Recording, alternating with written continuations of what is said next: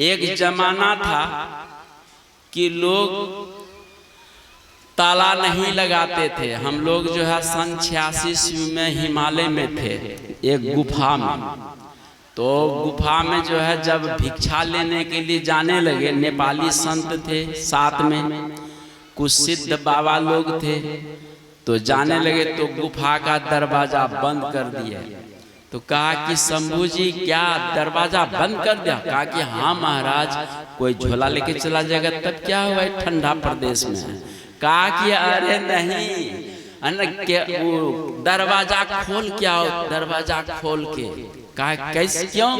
कहा दरवाजा खोलोगे ना तो यहाँ सेठ साहूकार लोग घूमते हैं, कोई काजू, कोई बादाम, कोई पेस्ता, कोई कंबल, कोई कुछ गुफा में दे जाते हैं। अब बंद कर दोगे तो सेठ साहूकार लोग समझते हैं कि अंदर में स्वामी जी ध्यान कर रहे हैं, तो फिर वो देते नहीं, चले जाते हैं ये। और हमने खोल करके चला गया भिक्षा लेने, वहां से आया, सचमुच उसमें कम्बल पड़ा हुआ। अब देखो, कहने का एक जमाना था, लेकिन आज का जमाना ताला लगाने के बाद भी ताला टूट जाता है। एक जमाना था कि आपस में आदमी सौहार्द से बात करते थे। आज का जमाना ऐसा हो गया है कि पास में ही कमरा है, लेकिन बरसों वहीं रह रहे हैं, उस आदमी को नहीं जान रहे, न हमको वो जान रहा न उनको हम।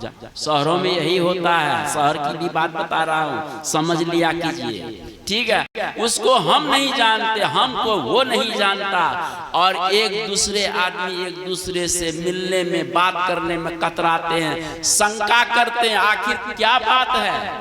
क्यों? आदमी आदमी को धोखा दे रहा है, आदमी आदमी का जेब और गला काट रहा है, आदमी आदमी पर विश्वास का घात हो रहा है, तो कैसे आदमी से आदमी बात करेगा?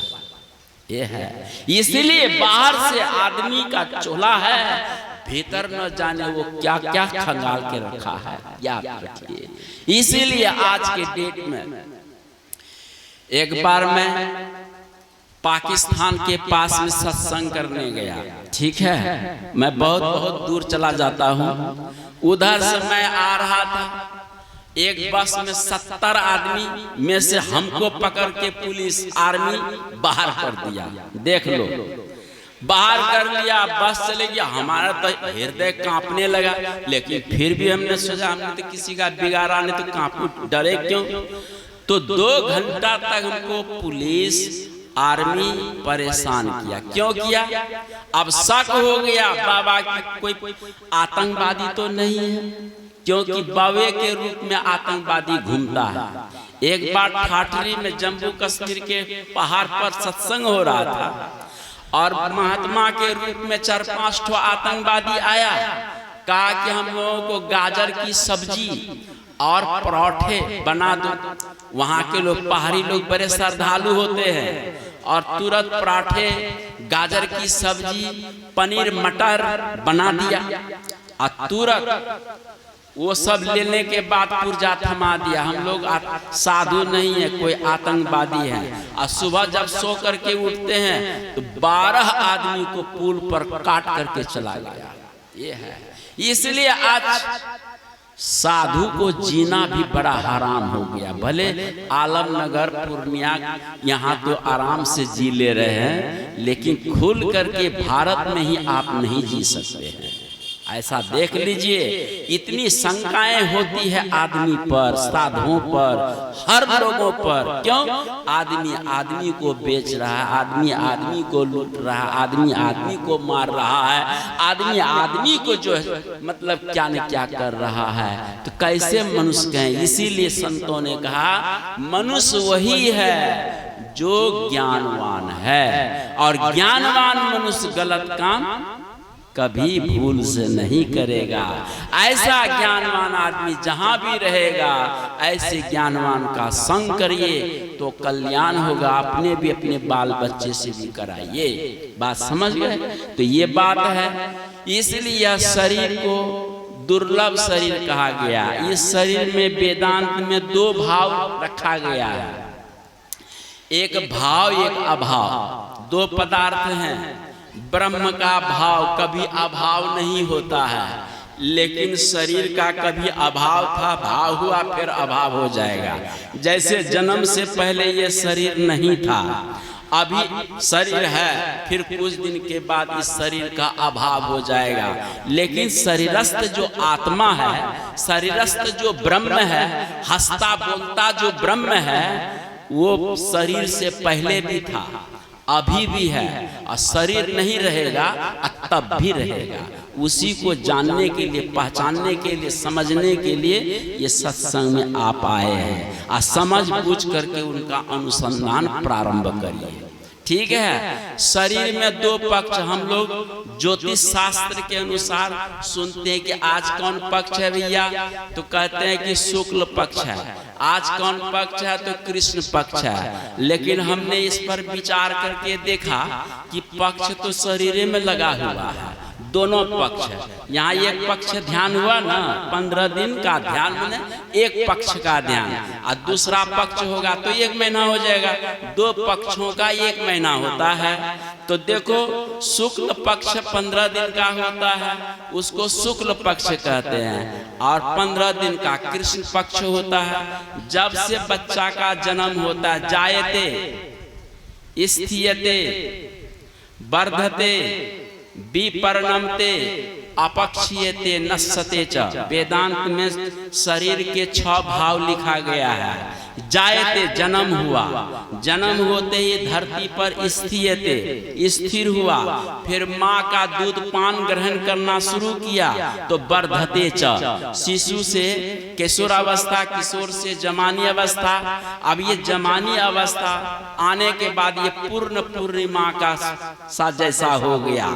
इसको शुक्ल पक्ष बोलते हैं। जैसे प्रतिपदा को चंद्रमा जन्म लेता है, फिर द्वितीया को थोड़ा बढ़ा, तृतीया को थोड़ा बढ़ा, चतुर्थी को थोड़ा बढ़ा, बढ़ते बढ़ते पूर्णिमा का दिन पूर्ण जमानी को वो प्राप्त होता है। वैसे ये शरीर का एक दिन जन्म हुआ, दूसरे दिन से वो बढ़ना शुरू हो गया, बढ़ते बढ़ते पूर्ण जमानी को जब प्राप्त करता है, ये शुक्ल पक्ष का क्रम है। अब इस शरीर में कृष्ण पक्ष भी लगता है। जैसे कृष्ण पक्ष आता है, चंद्रमा में एक कला घट जाती है, दूसरे दिन दूसरी कला, तीसरी कला, और अमावस्या के दिन चंद्रमा लुप्त हो जाता, दिखाई नहीं पड़ता है। तो वैसे ही यह शरीर बढ़ते बढ़ते जमानी तक गया, और जमानी के बाद आप कितना भी हलवा पूरी मलपुआ आप खाएं, कितना भी ब्यूटी पार्लर का मेकअप करें, आप जानते हैं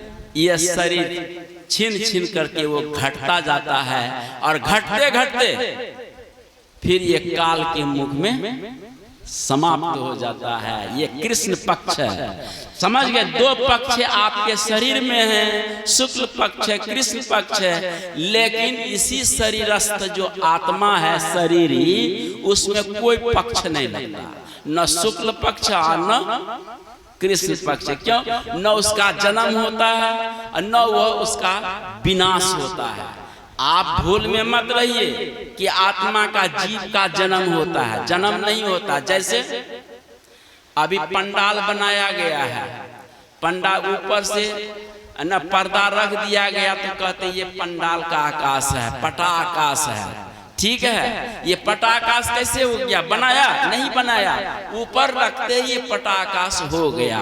जैसे कुलाल या कुम्हार घड़ा बनाता है, लेकिन घड़ा के अंदर में जो आकाश है उसको उसने नहीं बनाया, वो घड़ा को बनाते ही आकाश अपने आप उसमें आ गया। वैसे ही शरीर का जन्म होता है, लेकिन आत्मा का जन्म नहीं। आत्मा तो अपने आप उसमें, क्योंकि आत्मा सर्वत्र विभु व्यापकम, विभु व्यापक है, इसलिए आत्मा का जन्म नहीं होता है इस माने में। और ये जन्म जब नहीं तो बढ़ेगा घटेगा कैसे?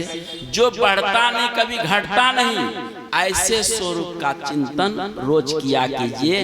लेकिन वो है निर्गुण और आप हैं सगुण माया में, इसलिए माया का रूप का आधार लेकर कोई पवित्र रूप, चाहे गुरु का हो, हरि का हो, किसी पवित्र रूप का आधार बना करके फिर निराधार निर्गुण में आप प्रवेश करिए, तबे आपका कल्याण हो सकता है, अन्यथा कल्याण नहीं। अच्छा, ये मानव शरीर हम लोगों को कैसे मिल गया? श्री शंकराचार्य जी कहते हैं कि हमने संसार से वासना की, संसार से हमने इच्छा किया, इसलिए हमको मानव शरीर मिला। और कहते शरीरम किम निमित्तम, ये जो शरीर हम लोगों को प्राप्त हुआ है, इस शरीर से सुख या दुख मिलता है ना, तो ये सुख दुख जो है शरीर को लेकर मिलता है। तो शंकराचार्य जी कहते हैं कि शरीरम किम निमित्तम भवति, तो शरीरम किम निमित्तम भवति, तो कहते शरीरम अज्ञान निमित्तम भवति।